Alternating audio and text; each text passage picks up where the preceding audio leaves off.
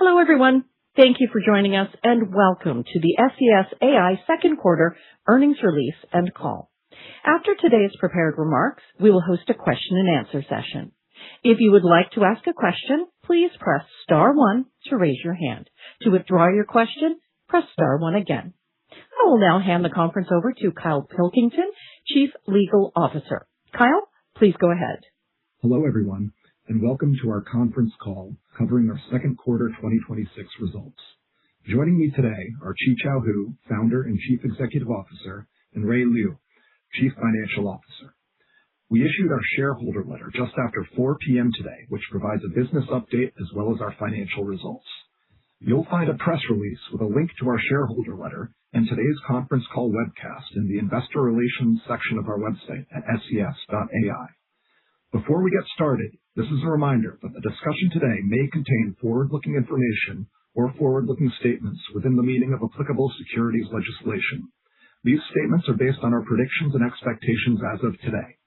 Such statements involve certain risks, assumptions, and uncertainties, which may cause our actual or future results and performance to be materially different from those expressed or implied in these statements. The risks and uncertainties that could cause our results to differ materially from our current expectations include, but are not limited to, those detailed in our latest earnings release and in our SEC filings. On this call, we will discuss non-GAAP financial measures as a supplement to our GAAP results. These non-GAAP measures are not prepared in accordance with generally accepted accounting principles, but are intended to illustrate alternative measures of the company's operating performance that may be useful. These non-GAAP measures should not be considered in isolation or as a substitute for any GAAP measure, and our definitions may differ from those used by other companies reporting similarly titled measures. Reconciliations of the non-GAAP financial measures to the most directly comparable GAAP measures can be found in our latest earnings release. With that, I'll pass it over to Qichao. Thank you, Kyle. SES is solving two of the most difficult challenges in energy storage: accelerating product development using AI for materials and building a robust supply chain to manufacture these products. We originally focused on EV and pivoted more than a year ago to ESS and drones applications. In Q2, we began seeing significant commercial milestones, and we are very excited about the path we're on. Our Q2 revenue grew by more than 40% compared to Q2 last year, and our gross margin improved from 18% to more than 22% due to our differentiated technology and robust supply chain. And we are reaffirming our 2026 revenue guideline of $30 to $35 million. On accelerating product development using AI for materials, we released Molecular Universe MU 3.0, our first agentic workflow platform that works for sodium chemistry as well as lithium chemistry, and can be integrated with autonomous labs deployed fully secured and on-premise. We shipped our first search-in-a-box order to one of the world's largest battery manufacturers, and some of the materials discovered by Molecular Universe have completed testing and entered pilot commercial deployment.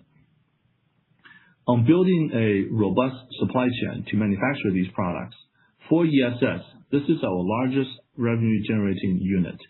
We're making great progress, especially in the U.S. market. We were selected by Solarc as a certified battery partner, and we brought on Paul Deemer, ex-CTO of Flex Power, to our board to help guide our ESS strategy. And we continue to hire a stellar team with background in leading AI data center total solution providers to execute and deliver our exciting ESS growth. For drones and unmanned systems, we are recruiting a team with a proven track record of selling to defense and commercial drones. We expect to start producing 1 million NDAA compliant cells per year in about 1 month at our Korea plant. And based on the strong customer demand we are seeing, we're looking at taking orders well into 2028. I'll dive into each topic separately. On ESS, while most competitors sell either pure hardware that don't have intelligent software or pure software that are not trained on real-world data, our EdgeBox-enabled ESS systems are trained on the specific cells that we use in our hardware systems, allowing for one-to-one matching accurate state of health and safety management. This prediction accuracy not only helps preventing fire and other incidents, this is tremendous saving for our customers across residential, commercial, industrial, and data centers. One of the leading U.S.-based FCC-authorized inverter producers, Solarc, certified our subsidiary uses low-voltage residential batteries for their hybrid inverter systems. We believe this certification with Solarc will greatly accelerate the growth of UZ's revenue in the U.S., especially given the recent FCC restrictions around foreign-produced inverters and other electronics. We were also honored to bring on Paul Deemer to our board of directors. Paul served as the CTO of Flex Power, where he ran critical and embedded power group that was responsible for delivering power solutions to data centers and other industrial systems. Paul also ran new EV product architecture at BorgWarner. Paul's transition from EV to data centers is very similar to that of SES. On drones and unmanned systems, we expect to complete the scale-up of our Korea-based NDAA-compliant cell production from 200,000 cells a year to 1 million cells a year in about 1 month. Then we expect to start producing at 1 million cells a year full speed starting this Q4. We have already hosted many of the largest American and allied drones makers for line audits, with many more in the queue later this year. We expect revenue contribution from NDAA-compliant cells produced in our Korea line to start in a meaningful way in Q4 this year and really start to take off first half next year. Even at 1 million NDAA-compliant pouch cells, which we believe is one of the largest NDAA-compliant pouch manufacturing capacities in the world, and combined with our best-in-class energy density and performance, we are looking at securing orders well into 2028. And we're also seeking additional NDAA-compliant manufacturing capacities for both pouch and cylindrical cells to address the strong demand for these products. These cells will be for drones, but also broader unmanned and mobility applications. We recently announced a framework agreement with Doroni, where we'll be responsible for designing and developing the complete battery pack for their H1X eVTOL. It's a really cool two-seater.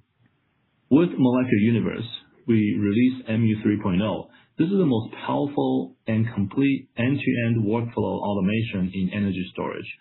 We sold a search-in-the-box module to one of the largest battery makers in the world, and we're trialing full MU 3.0 workflow integrated with autonomous labs with many more. We do have competitors for AI for materials, but none offer solutions as complete, accurate, and most importantly, secure as ours. And many of our customers switch to MU after trying our competitors' offerings. Many of our competitors try to offer building blocks in a cloud-based toolkit, but product development is more than a toolkit, and very few enterprise customers would allow their proprietary data to leave their premises or be used to train external models. It requires a fully secured on-premise integration of domain expertise, experimental data, and computation chemistry simulation full stack. Some of the materials discovered by Molecular Universe have completed testing and entered revenue-generating early-stage commercial pilot development. We expect to release MU 4.0 later this year. It will feature ability to generate new molecules based on desired properties, and it will be integrated with autonomous labs, A-Labs hardware, so users can generate or discover new molecules, synthesize them, validate them in full devices, and provide actual experimental data back to train their own foundation models, all fully secured on-premise. This flywheel connects simulation with experimental validation, can organize and generate high-quality data and train models fully secured and on-premise. And without humans in the loop, it can run much faster than humans ever can. I do think a lot of investors are underestimating Molecular Universe, especially purely through the lens of near-term monetization. But I believe in the next 3 to 5 years, Molecular Universe will power majority of product development, definitely in energy storage and expanding to complex fluids and eventually other material applications. The SES team is solving two of the most difficult challenges in energy storage: accelerating product development using AI for materials, and building a robust supply chain to manufacture these products. We have a healthy cash runway, highly differentiated capability across products and manufacturing, and one of the most dedicated teams. I'm incredibly proud to work with our team on these critical challenges, even when the market may perhaps underestimate us, and I'd like to thank the team for their hard work. And now here's Ray for the financial updates. Thank you, Qichao. I'll walk through our second quarter 2026 financial results. Second quarter revenue was $5.1 million compared to $6.7 million in the first quarter of 2026 and $3.5 million in the second quarter of 2025. Notably, this quarter validated our commercial momentum.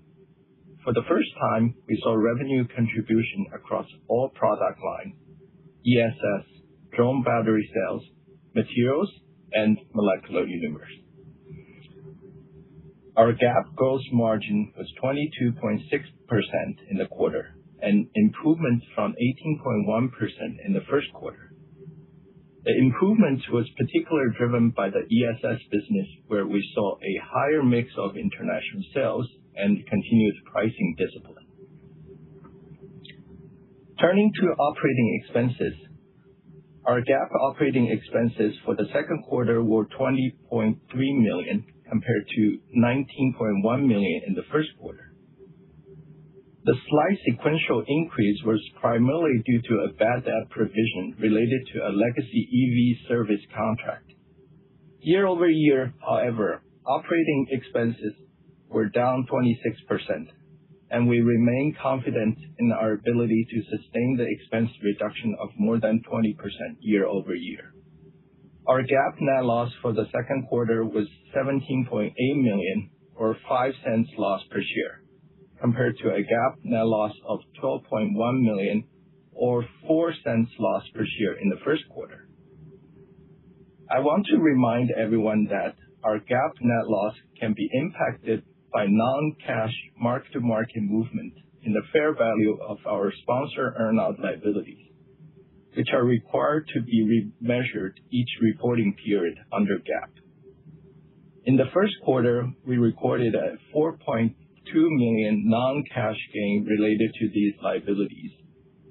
That impact was insignificant in the second quarter.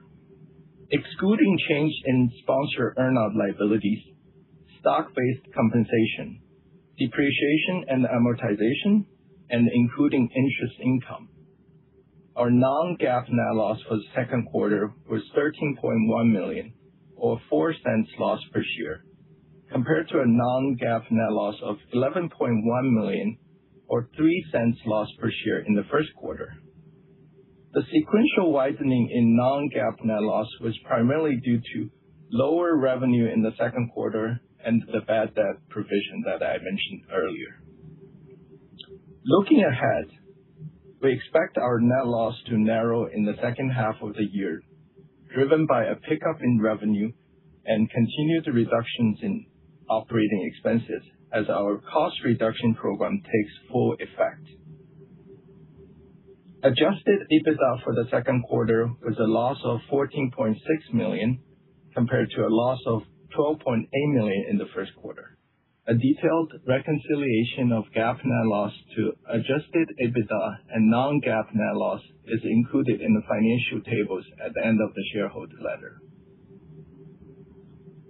Turning to capital allocation, we ended the second quarter with cash equivalents, and short-term investments of approximately $163 million. Our CapEx-light business model remains a core financial discipline, and we are confident our current liquidity provides a runway to fund operations and execute on our 2026 growth initiatives. We're actively looking for inorganic growth opportunities, including M&A that complement our strategy while maintaining financial discipline. We believe the second quarter demonstrates continued execution against the plan we laid out, broadening revenue contribution across all our products, continued gross margin improvement, and disciplined cost management. We're reaffirming our full year 2026 revenue guidance of $30 to $35 million. As we look to the second half of the year, our priorities are clear. Continue to scale energy storage systems and edge box distribution. Convert our drone qualification pipeline into commercial orders as the Chenzhou ramp completes, and close our supply agreements for materials discovered through Molecular Universe. With that, I will hand over to the operator. We will now begin the question and answer session. To ask a question, please press star 1 to raise your hand. To withdraw your question, please press star 1 again. We ask that you do pick up your handset when asking a question to allow for optimum sound quality. If you are muted locally, please remember to unmute your device. Please stand by now while we compile the Q&A roster. Your first question comes from the line of Winnie Dong with Deutsche Bank. Your line is open. Please go ahead. Hi, thanks so much. I wanted to touch on the back half of this year. If you can remind us the mix of revenue that's going to be driven by what across the different business lines. And then if you can also talk about the backlog at the energy segment. It seems like you've got some important certifications that might be good for the US side. What kind of demand measurement might we be looking at for 2027? And then I have a follow-up. Thanks.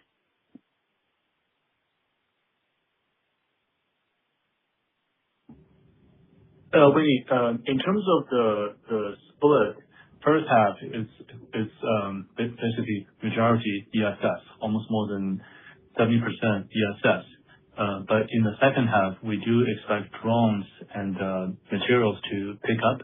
So still more than half from ESS.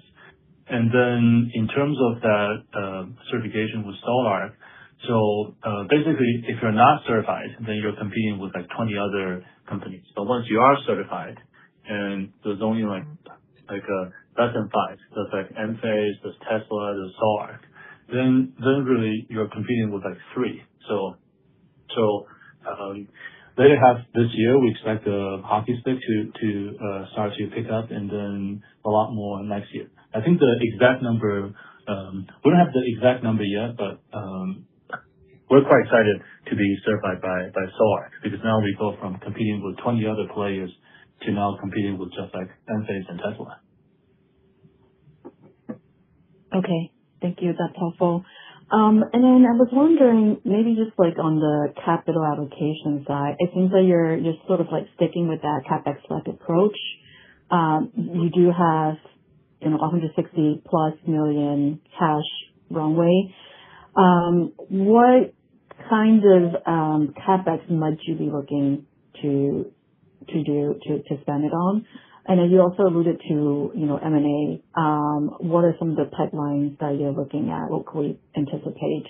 I think if I look back to, the capacity you have for your drone cells out of Korea, it seems like there is demand and order into 2028. So like, would you need capacity expansion there and the use of CapEx for that? Thanks. We definitely do. I mean, if we just have 1 million cells out of Korea, then literally we can only supply like at most 3 drone customers that need NDA, like at most. So without additional capacity, and based on this pipeline, we are looking at 2028.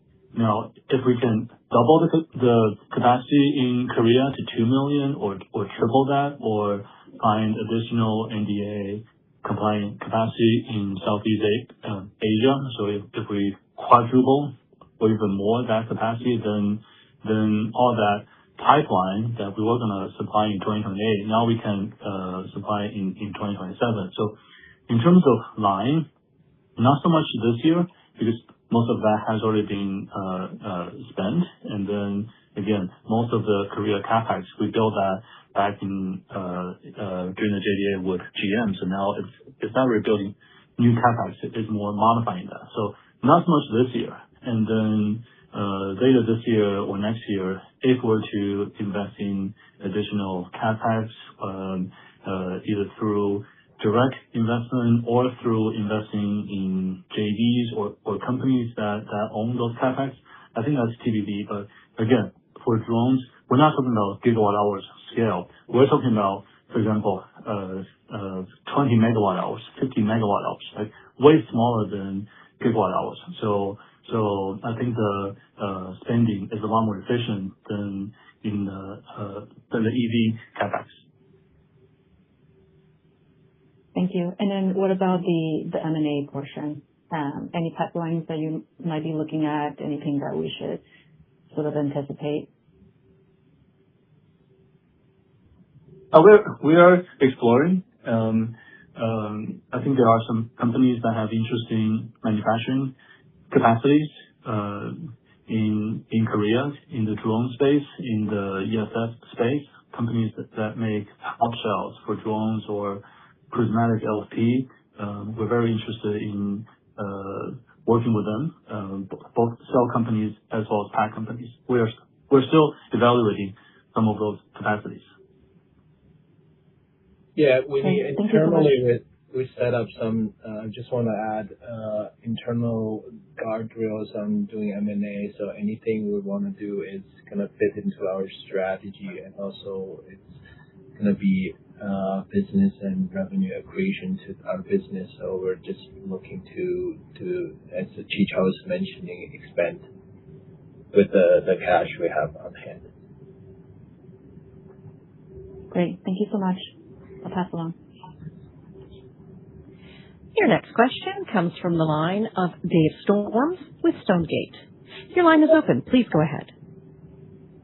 Hello, and thank you for taking my questions. Just wanted to maybe start with your comments around the expected gross margin improvement. Could you help us understand maybe what might be driving this? Is this going to be continued holding firm on pricing? Is this, volume increases, mix as you're moving into more drones in the back half? Just any further color here would be great. Yeah, I can add some color. I think the improvement, as I mentioned in the announcements, is primarily from our ESS business. That's mostly driven by kind of increased international sales. We typically, especially in North America, we typically see a higher margin on the sales in North America. Additionally, we have maintained a price discipline on the ESS business, so that's contributed. I think the back half of the year, I guess as the drone revenue picks up, we'll see margin increase because a drone sale typically carries a higher margin compared to the ESS business. So we'll see margin improvements in the second half. Yeah, I think one of the key drivers to the gross margin is, especially in ESS, is the price of the cells. And then 9 months to a year ago, cells were really expensive, and we did not have EdgeBox, so we were required to buy cells produced by one vendor out of one of their lines. So we have very low pricing leverage. And then since we have EdgeBox, now we're able to source cells from multiple vendors and multiple lines because we're able to monitor and then balance between the cells. So that has reduced the price of cells. That's great commentary. I really appreciate that.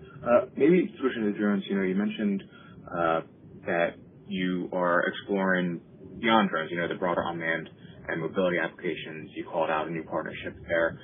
Maybe if you could spend a little bit of time talking about maybe some of the technical challenges between drones versus the broader unmanned ecosystem, if there are any, maybe how that market looks in terms of margins or demand or TAM compared to your current market. Anything else there would be very helpful.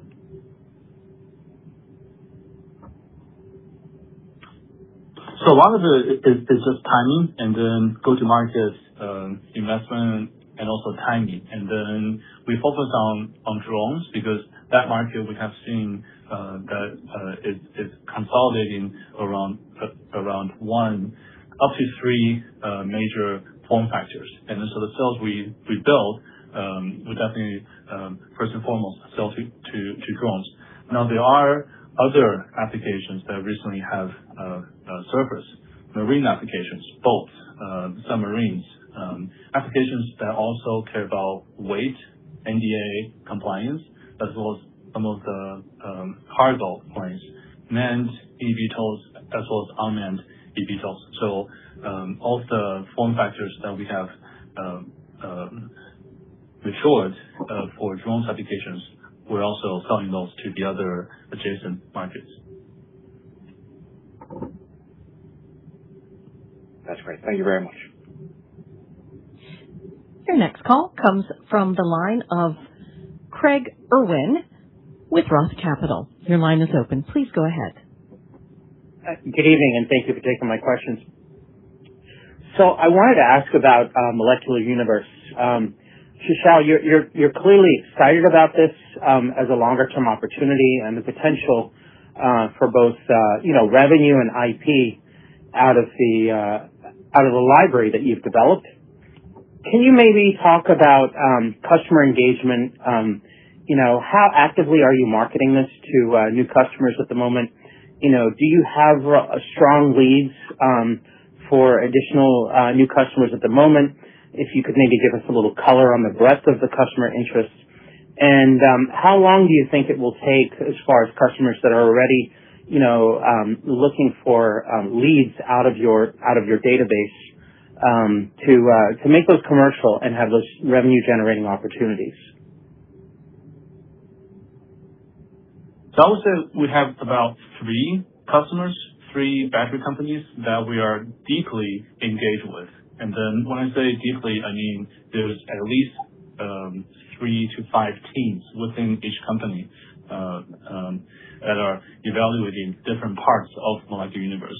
There are ones, so the entry level, basically ones that buy modules. For example, you mentioned search in a box. Some people buy predict in a box. Some people buy design in a box. Some buy ask in a box. Some buy formulate in a box. So that's the entry level. Companies buy these modules. Second level, companies will buy the entire workflow: ask, search, predict, design, manufacture. Basically, this entire workflow, and also with Star Seeker. So it's a agentic workflow. And then the third tier, companies that buy what we call M Labs. So M Labs is an integration of the entire agentic Star Seeker with autonomous labs. So we will actually combine the Star Seeker with corresponding autonomous labs. So, for example, Ask and Search is integrated with a new molecule synthesis A lab.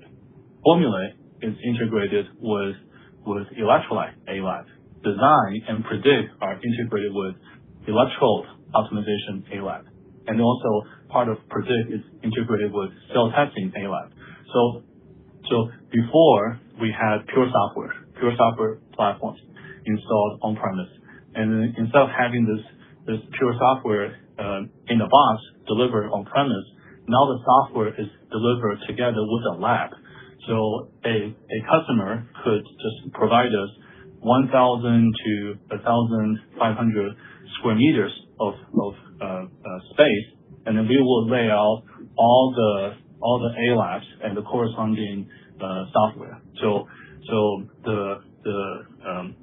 on the customer side, instead of needing 30 people, 50 people to run this lab, now you need just one PM, one project manager with this entire software and this entire A lab together, M lab, and then you can have a complete battery workflow. So there are 3 major customers that we are, I would say, at the third tier discussion. So hopefully we'll announce some revenues at the end lab level.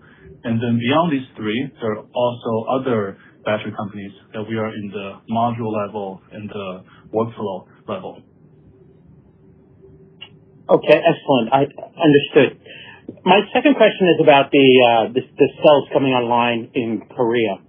So you're going from 200,000 cells a year in capacity to 1 million cells a year in capacity.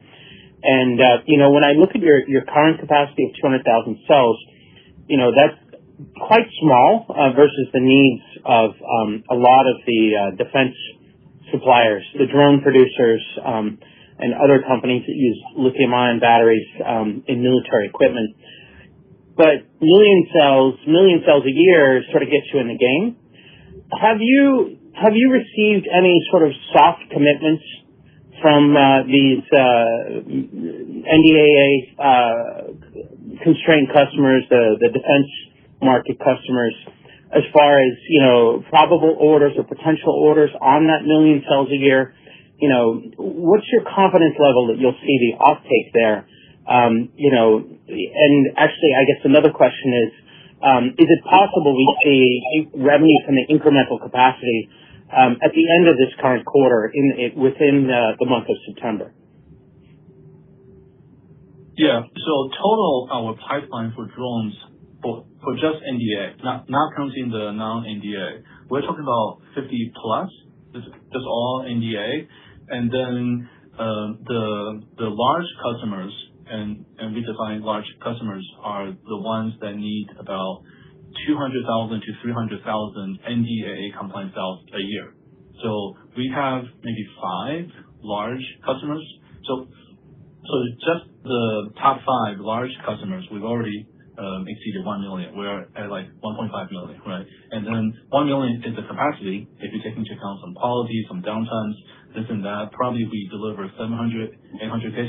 So yes, we are way under capacity purely in terms of NDA compliance. Now, we're doing 2 things. One is we are evaluating other capacities in Korea, either through our own investment or through contract manufacturing, so that we are hoping to double, maybe triple the NDA compliant capacity in Korea. And we're also looking at additional capacities in Southeast Asia. This is one. Number 2, the customers do have a range, a spectrum of NDA compliance. We have ones that want 100% NDA compliance, means cathode, anode, electrolyte separator, pouch, and entire assembly. Everything must be done in Korea, completely NDA compliant. We also have customers that are okay with 40% NDA compliant, 50% NDA compliant. In some cases, Korea's own Article 1, Article 2 compliance, where you can have cathode from Korea, pouch from Korea, but then cell assembly done in China just for 1 year. So we reserve the 1 million capacity in Korea purely for those that want 100% NDA compliant. And then we do have additional capacity for those that want maybe 40%, 50%, 60% NDA compliant. So we do have alternative capacities for those that don't want 100% NDA compliance, but some portion of NDA compliance, as well as we're looking for additional capacities in Korea and Southeast Asia. Thank you for that. And my last question is, you're increasing capacity or increasing your capacity commitment there 5-fold. I do realize that you're using contract manufacturing, so probably you don't see as big a potential improvement in costs, but is there an improvement in cost that you can expect on this capacity increase? And, the 5 customers that are very large in the drone market that you mentioned, have they already started sampling cells, given that, you're going to be using nearly identical cell recipe to produce the commercial products? So I just want to confirm that 1 million 100% NDA compliant cells out of Korea, those are entirely our own production. And then we have several other million less than 100% NDA compliant. Those are through contract manufacturers.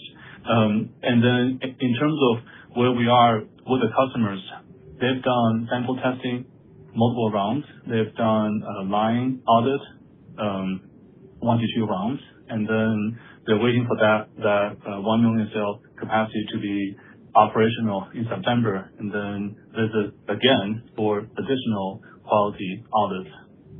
And in terms of pricing, yes, going from 200K to 1 million would significantly reduce the price. Excellent. Well, thank you for that, and thank you for the clarification. Congratulations on your progress. Well, thank you. Your next question comes from the line of Mark Shooter with William Blair. Your line is open. Please go ahead. Hey, Qichao.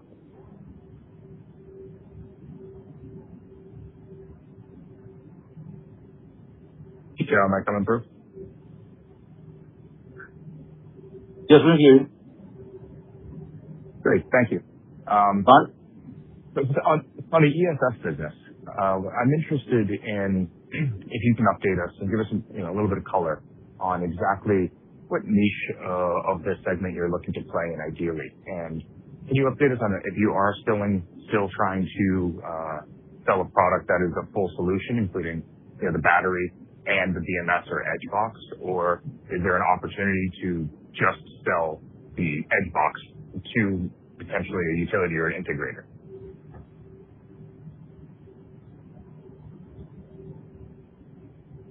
Yeah, so I would divide them into three categories. One is it's just residential, and then there's new certification. So in residential, most companies buy batteries and inverters in one pack, right? Like people don't really just buy a battery or just buy an inverter. You buy those two connected together. So recently, when some of those foreign-produced inverters got blocked, that did also impact their co-marketing relationship for the battery suppliers, because those two are sold a lot of times together. And then this partnership with SolarEdge. SolarEdge is one of the three, along with Enphase and Tesla, that have U.S. produced inverters. So this will help the residential. And then, yes, we do include the edge box there. And then second is more larger scale data centers. This is quite new for us. This is not an area that UZ was in. UZ was familiar with residential, not so much in AIDC. So here we are trying to provide a total solution. So the entire UPS, sometimes it's the best together with the edge box. This is also why we brought on Paul to help us navigate the go-to-market strategy here. And then third one, some of the battery inverter distributors are open to us installing the edge box, and then we are testing with them. And then that may also pick up as a revenue source. That's helpful. Thank you. Now, talking about that second piece, which is the hyperscalers, is there anything available or that you're ready to update us on that and give us a little bit more detail on the level of engagement? Yeah, I think we can discuss and share more in Q3 or Q4. I think now a lot of those are a bit early. Okay, understood. But I would try. Also, in the shareholder letter, you mentioned that most competitors just sell hardware without software. The competitors I'm thinking of have very complex and sophisticated software programs attached. So who do you consider your key competitors in the space? So I think I think some of the competitors that you're thinking of, they do, and the large ones, they do. But I think for the majority, they either use like a third-party software or they use an internal software that's not specifically trained on those cells. So for example, say the pack system is using a 314 amp hour LP prismatic produced Q1 this year out of the line from say CATL or Eve. So our edge box will be trained on that batch of cells, like literally the exact batch of cells that go inside the pack. And then if we switch to even a different vendor that makes the same 314 amp hour LP prismatic, we will retrain the software. So the software gets retrained on the specific cell, the specific vendor, the specific chemistry that we actually put inside the pack. Okay, great. Thank you. I appreciate the color. there appear to be no further questions at this time. This concludes today's call. Thank you for attending. You may now disconnect.